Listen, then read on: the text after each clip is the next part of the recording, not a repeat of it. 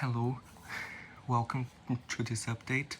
So this will be a very extensive video talking about the severe weather and the tropics later. So if you're interested in the tropics, feel free to skip to the tropics chapter, and we'll talk about the severe weather first here. So let's see what's going on. So now we have a slight risk for day one in southern Arizona there. So, and then this marginal risk in parts of southern Arizona, central Arizona, and southwestern New Mexico, and this other marginal risk in parts of northeastern Colorado, western Nebraska, western South Dakota, parts of eastern Wyoming, Montana, North Dakota, and Saskatchewan. So let's see here. Tornado threat is less than 2%, but be aware anyways. Wind threat is 5% and 15% in the marginal and slight risk. And hail is just a small 5% in Nebraska and South Dakota and Wyoming. So be aware. Let's see. Severe gusts are possible over parts of the southern Arizona midday afternoon into early evening.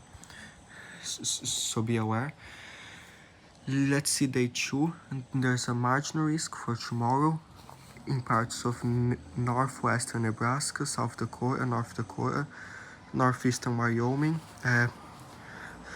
parts of eastern Montana, North Dakota, Manitoba, and Saskatchewan. So let's see. Tornado threat is less than 2%, but be aware. Wind threat is 15% in that marginal, and hail is a small 5% just in North Dakota. So let's see here. A couple of instances of severe gusts, perhaps hail, are possible across the northern high plains tomorrow, Friday. So be aware. Let's see for day 3 here. Day 3 is already a slight risk in parts of Wisconsin, Minnesota, northern Iowa, northeastern South Dakota, North Dakota, Manitoba, and eastern Saskatchewan. So let's see. And this marginal risk from northeastern Montana and all the way down to central Illinois. So be aware. Probabilistic just 5-15%. Let's see. Multiple clusters of strong to severe thunderstorms are possible across portions of the northern plains into upper Mississippi Valley on Saturday.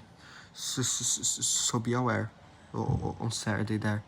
And then for Sunday, for day 4, we already have a slight risk of 15% for Sunday in parts of Minnesota, Illinois, and Iowa, parts of Wisconsin and Indiana. So be aware for Sunday too, the severe weather there. So for Monday, day 5, we also have a slight risk from parts of Minnesota to Indiana. So be aware for next Monday too, more severe weather coming. For day 6, nothing. Day 7, nothing. Day 8, nothing. So let's see. The fire threat is elevated today in Idaho and Nevada, parts of northeastern California. And for tomorrow, in Idaho again, Nevada and Oregon, northeastern California. So be aware. Let's see here what's going to happen. So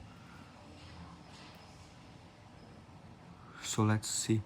You can see here by Friday and Saturday that system coming down there, and then by Sunday the storms continue in the Midwest there, and into Monday some more. So let's see what the GFS has. So wait. So you can see by Saturday, and then especially Sunday when that system gets powerful there, and then by Monday. But the GFS is showing the systems more north there, not much south like in the Midwest, but there will be the storms there. And then it shows more stuff later, like on Wednesday, Thursday, some other fronts in some other areas, especially like next Friday, it shows that front in the southeast. So let's see. But you saw the outlook there, and be aware. Get ready. Let's see here. Something else. So here, the heat and the rainfall and everything. So the map for today. Some severe thunderstorms there, and the heavy rain there in the east. For tomorrow, the heavy rain there still. And for day 3, the severe thunderstorms there. So precipitation for today, for Friday, for Saturday, for Sunday, for Monday, for Tuesday, for Wednesday, and for day 1 through 7. You can see a lot there in the east, some in Canada, in the southwest of our areas. So excessive rainfall is a slight today in parts of North Carolina, southern Virginia, a marginal in northern Maine, a marginal in the Midwest, and a marginal in the Southwest. For tomorrow, a big slight in the East Coast and a marginal. For day 3, a marginal in the North already and in the Southwest. Day 4, 2 marginals. Day 5, 2 marginals. So be aware. Let's see here. Day 3 through 7, the hazards. So all this brown is hazardous heat in the east, the southeast, the central, and the west. Heavy rainfall in the green, and severe weather in the orange, and that pink is like flooding possible. So let's see. Day 8 through 14 here. We have some high winds, some above normal temperatures, and some heavy rainfall, and rapid onset drought, and more hazardous heat. Hazards there. So let's see, excessive heat, yes. So, what else? Let's see the her for today, for the storms today. We will still have a low pressure in the northeast, bringing some showers and storms to Maine, New Brunswick, and Nova Scotia there. And then they leave by tonight, and it stays calm. In the southeast, we have a lot of shower and storm activity. In Florida, near the Bahamas too, and then there'll be more afternoon thunderstorms there in southern central Florida, and then more later, even by tonight. In the east, it already shows some rain and storms this afternoon, but nothing very big. But be aware. And let's see, in other areas here, it shows the showers in New Mexico, the storms in southern Arizona and Mexico, and then there they are, those storms there that could have some damaging winds and hail in southern Arizona. So be aware. So this for today, July 11th. So let's see here.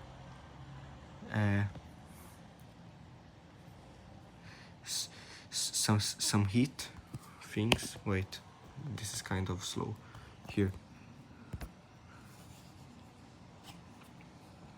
Okay, so did this for today, day 1. Even to 118, the southwest, 100 all in the west, 90s. Even to Montana, 100, 90s in the south, 74. Okay, so this is day 1. Yes, okay, so day 2 here, because I thought, okay. Still some 90s, 100s in many areas. In the southwest especially, be careful. Day 3. Let's see for Saturday. We have still some 100s there, a lot in the plains too. Hot in the southeast and other areas. Day 4. Let's see, still hot. 100s in the plains, 100s there in the southwest, and some 90s in the southeast. Day 5. So let's see, the day is there. Let's still some 100s and 90s in the plains, in the east and mid-south, 100s and 90s, and southwest still. Day 6, let's see, still some 90s, 100s, very hot. In day 7, a little bit lower there into the 70s, but 90s, 100s in the south, in the east, in the southwest, even into Oregon and Montana, so 90s. And then the 24-hour max swing gusts, valid for today until 10 a.m. Friday. So a little bit windier in the northern plains, in the Rockies, near the coast there of California and Oregon, and maybe in the northeast, but nothing big there. But let's see some other things. The hazards as of now, because this change all the time, some flood watches. Alright, flash flood warnings there and flash flood watches. Some heat advisories in Texas, heat warnings in the south and southwest and west. Some red flag warnings, heat advisories in other areas. Even some flash flood warnings there. Weird. No, there's excessive heat watch, yeah, sorry. In parts of Nebraska, excessive heat watch. Some heat advisories and everything. In Hawaii too, small craft. And let's see here for Canada. So they have a big area of warnings here. I just need to update this because it doesn't show most. Let's see. Wait, it's on.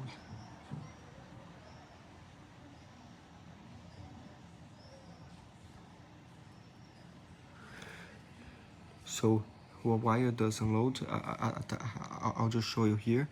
So Saskatchewan, basically heat warnings in many areas there. Heat.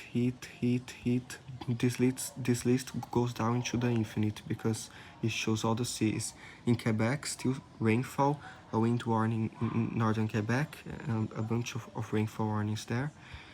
And let's see, in Ontario, still some heat warnings in Ontario. Nova Scotia, heat warnings and some special weather statements. So let's see here. Special weather statements for potential for significant rainfall today. Be aware. Northwest Territories, a rainfall warning for an area there.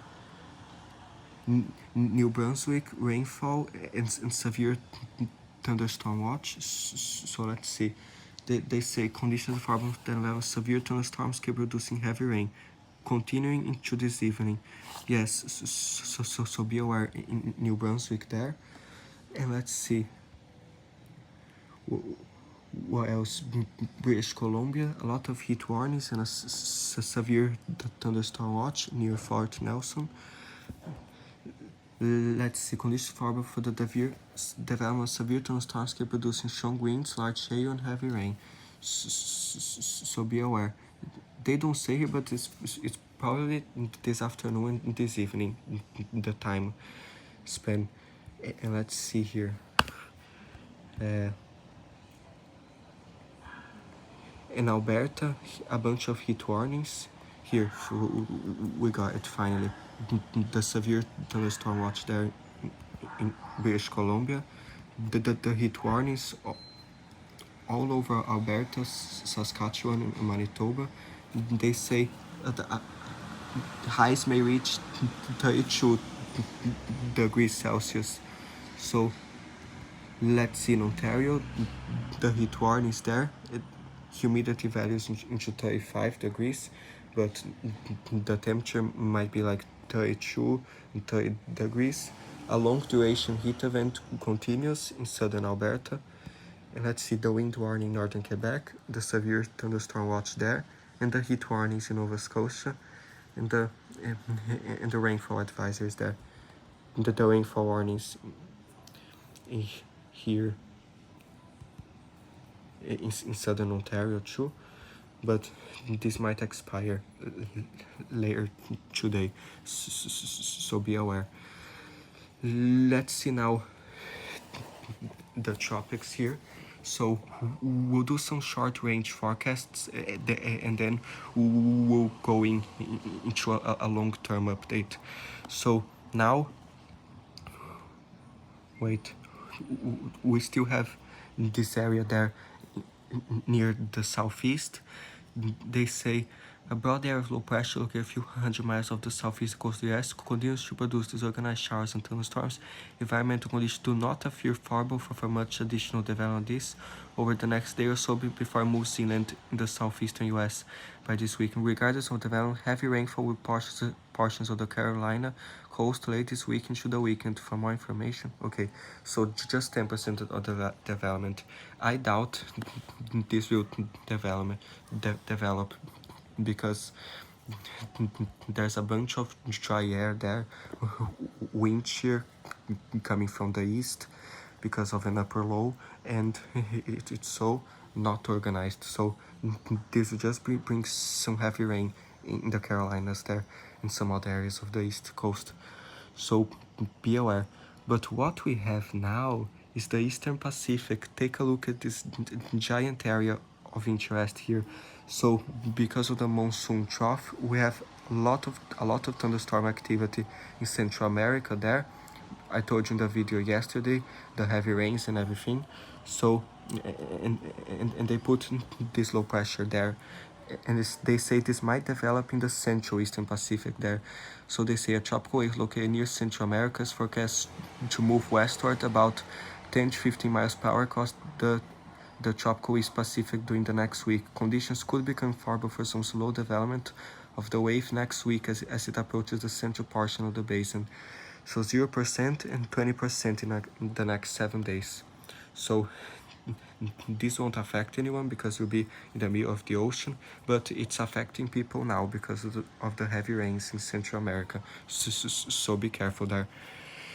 And the Central Pacific, nothing. So let's see some models here for this. So for the Atlantic, nothing in the short term, just some occasional showers, rains in the islands, maybe some afternoon thunderstorms in Hispaniola and showers in other areas, but nothing big. Just the heavy rain still in Central America there. But let's see the Eastern Pacific here. So this is the GFS. It has the tropical wave there, and then kind of trying to develop, but not really making it. But the GFS has only later another wave coming out there, and then developing into a short-term tropical depression, maybe short-lived, in the Central Pacific, but this by July 25th, so there's a lot of time. But the GFS not expecting anything big from this, maybe something short-lived. And then there's the Euro, it has the wave there moving westward, but it doesn't show any big signs of development. But we gotta keep watching. The Canadian here has, wait, here, it has the wave there now, then it moves, and then it tries to become something. It could become something short-lived, but it doesn't show much. And more rain there in the tropical conversion zone, maybe even a system down there or something, but don't worry, you'll be in the ocean there. So let's see, let's go back in the actually we don't need to go back. Let's see total accumulated precipitation here. So let's put this until this is now it's July 11th, so I'll put this until Sunday, July 14th. So wait here, so until Sunday it has more heavy rains for Mexico, some areas of Mexico, for Nicaragua, Costa Rica, some more heavy rains, in Belize and Guatemala too, more rains, in Florida some. And let's see the 24-hour accumulated precipitation. So the wave moves off there, goes into the ocean, and let's see if any more. It shows maybe some more rain later, yeah. And the GFS here, wait, so total accumulated precipitation, wait, I'll put this until Monday, until next Monday, July 15th. So it shows more heavy rains from Mexico, for Guatemala, Costa Rica, parts of Belize, and Nicaragua too, parts of Honduras. It shows some more heavy rains. Yeah, and be careful. This is mainly it. So now in the long term, let's discuss some things, because we have a lot of dry air there in the northern Atlantic now, because of the dust and everything, as you can see here.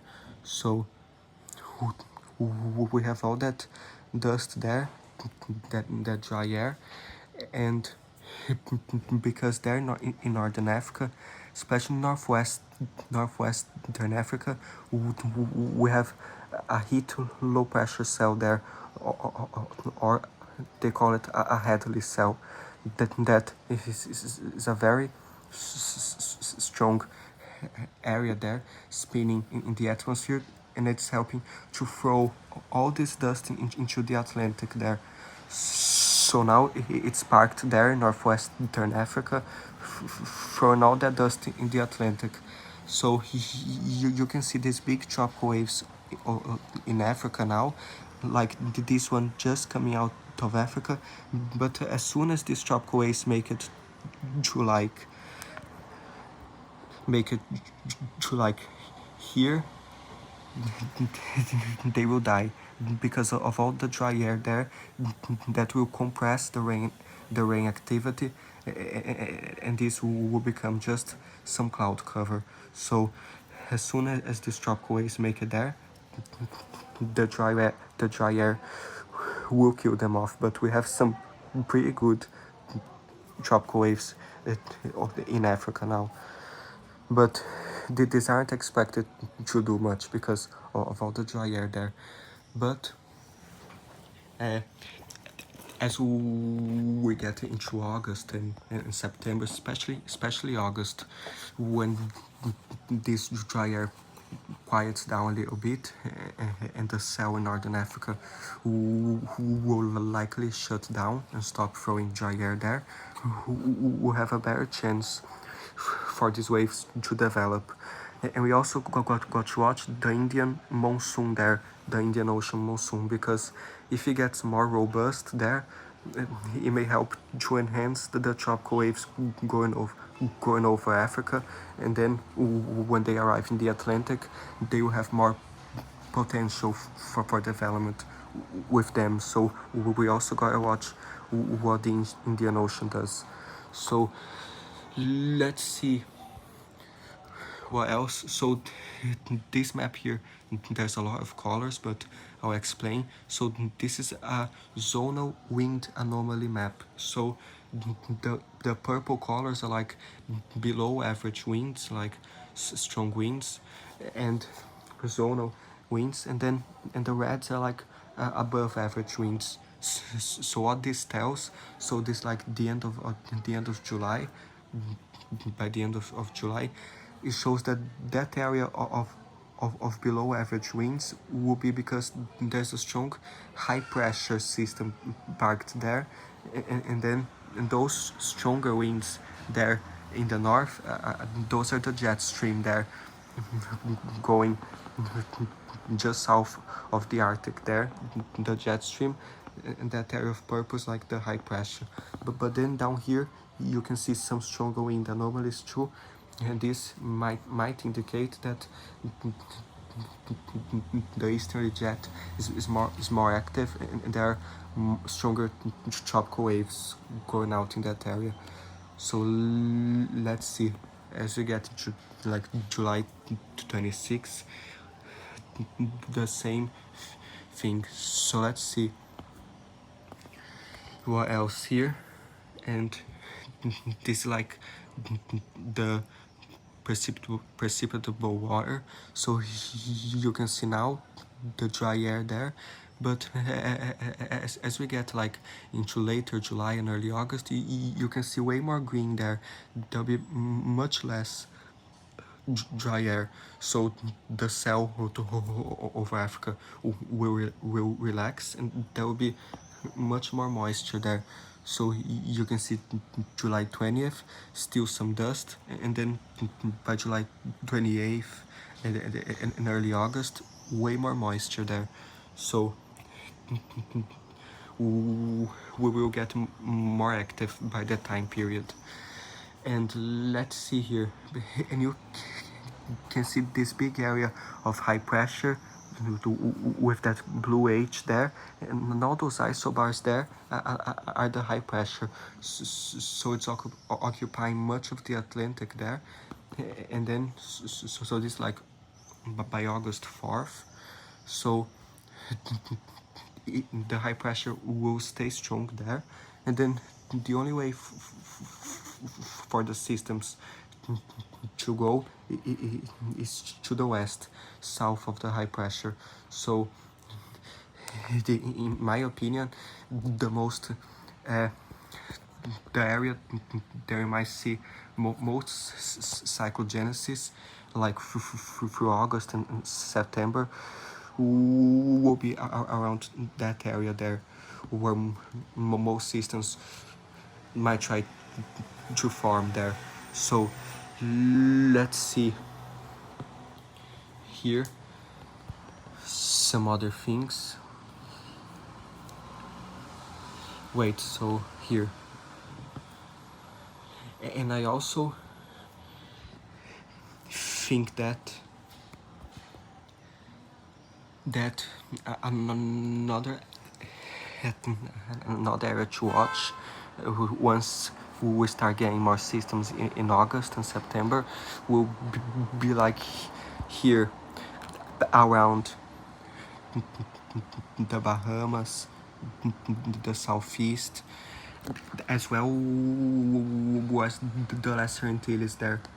So because so far in the season we had the systems that went like this way towards Mexico and Texas, but later we will get more opportunities for the system to like go that way and form around those areas. So that area we gotta watch too for August and September.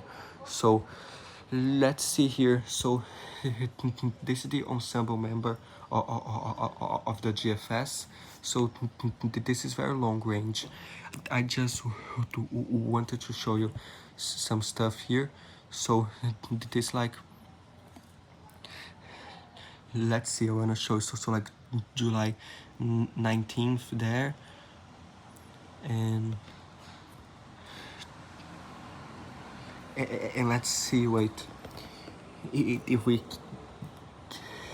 can get a longer one here. So wait, like let's put the 0C from yesterday. So wait, and then later, like by August and stuff, it starts showing some signs already for possible disturbance, like forming through the Caribbean, going into the southeast, into the Gulf of Mexico, like for early August, as the environment becomes more favorable. But these are only probabilities, very long range, so take this as a grain of salt, but we gotta watch. So let's see here, I think like this whole general area here has to watch for August and September. So especially like this area here. So now that's a quiet period, we have no cyclones or anything. This is the time to prepare, because when we start getting more active, it will be too late to prepare. So this is the time to prepare and everything, but nothing certain yet. This is all very long range, but this certain an area to watch in all those areas there for late July, but especially August, especially as we go through August. So let's see here some stuff. So this is the latest global tropics outlook. So you can see through week 2 here, July 17th through 23rd, we have some tropical cyclone formation probabilities in parts of the Eastern Pacific there. And in the following week, July 24th through July 30th, we still have some probabilities there in the Eastern Pacific, but nothing for the Atlantic yet. And then in the Western Pacific, July 17th through 23rd, we have some really high tropical cyclone probabilities there through the Philippines, South China Sea, and Western Pacific. So we gotta watch that. And then through week 3, we still have the probabilities there. And let's see what else we have here. So here, let's take a look at this. So this is the Madden Julian isolation phase plot. We are like in phase 5 or something. So you can see here 5, 6, 7, 8, and then we go back to phase 1. Usually in the Atlantic, the most favorable time for tropical activities, like through phase 2 to phase 4. So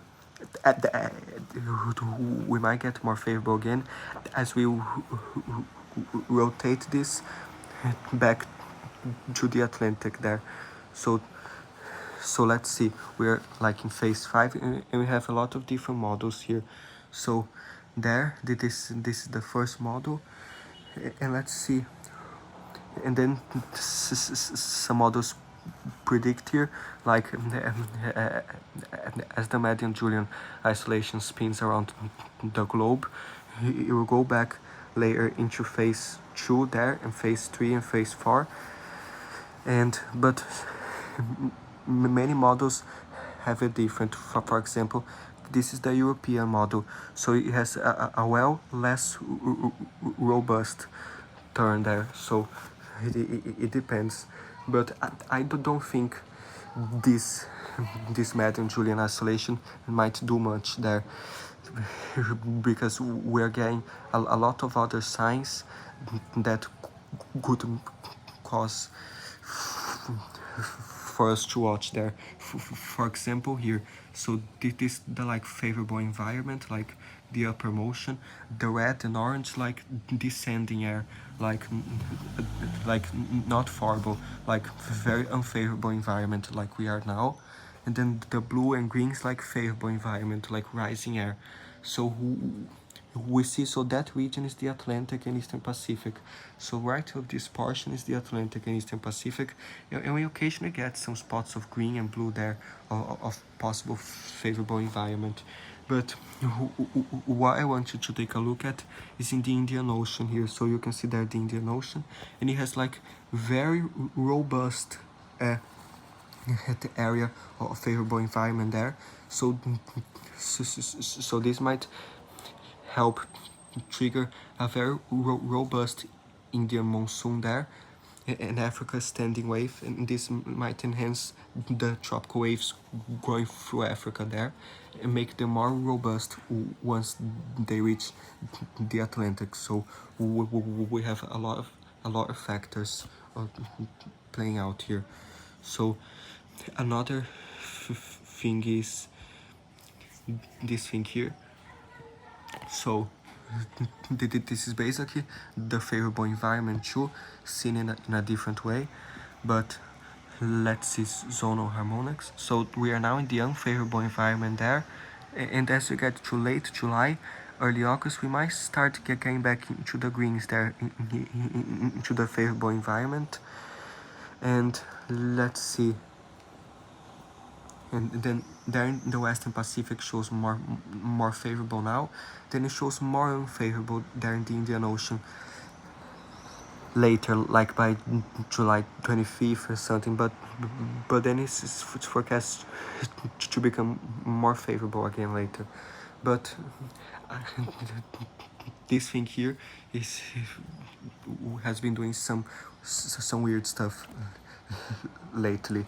So, but considering this model here showing all that favorable environment there around the Indian Ocean, those areas, we might have to watch there. One, for the heavy rains there, a monsoon, but talking about the Atlantic, because it might enhance the tropical waves moving through Africa later. So let's see here. Something else here. Wait, let me see if I find something else. Wait, let's see here. If I find like some stuff.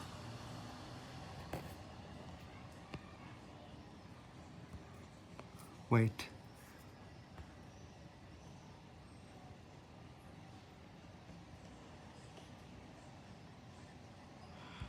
So you can also see the above average temperatures that we still have in the Atlantic there a lot, and in the other parts of the Atlantic there, and we have some areas of below average. That might be from Barrow or something, but Barrow didn't do much. We still have a lot of very warm sea surface temperatures there in the Atlantic, so definitely conducive for development. But you can see those colder anomalies near Europe and Africa, so that's like the Canary Current, and the subtropical high pressure is like in the central Atlantic this year. But last year we had the warmest waters just near Africa and Europe there, and the subtropical high pressure was like this, like packed right next to Europe and Africa. So, but this year it's more in the central areas there of the Atlantic. So, but since last year we had the high pressure there, the systems were able to curve out into the Atlantic there and go out to sea. But since the high pressure is in the middle now, very strong, that the systems can only go west there into the Caribbean and other areas. So that's why we gotta be prepared. And let's see here some other things. We are still in a neutral phase, so we haven't gone down to the La Nina yet. We are still neutral, and yeah, because earlier in spring we thought that we would be alright in a La Nina and everything, but no, we are still neutral. So let's see some stuff here too. So the sea surface temperatures and the ocean heat content. We still have some pretty good ocean heat content in the parts of the Atlantic and the Caribbean especially. And let's see there through the Caribbean parts of the Atlantic. And let's see. And in the Western Pacific, huge amounts there of ocean heat content. A little bit less in the Eastern Pacific, but the Western Pacific is boiling. So let's see here. So this is mainly it. So stay safe. In the short term, stay safe from the heavy rains, thunderstorms and everything. And in the long term, we'll just keep watching the trends there in the tropics, but it's definitely quiet for now. We're watching for early August and stuff. So stay safe, and thanks for watching.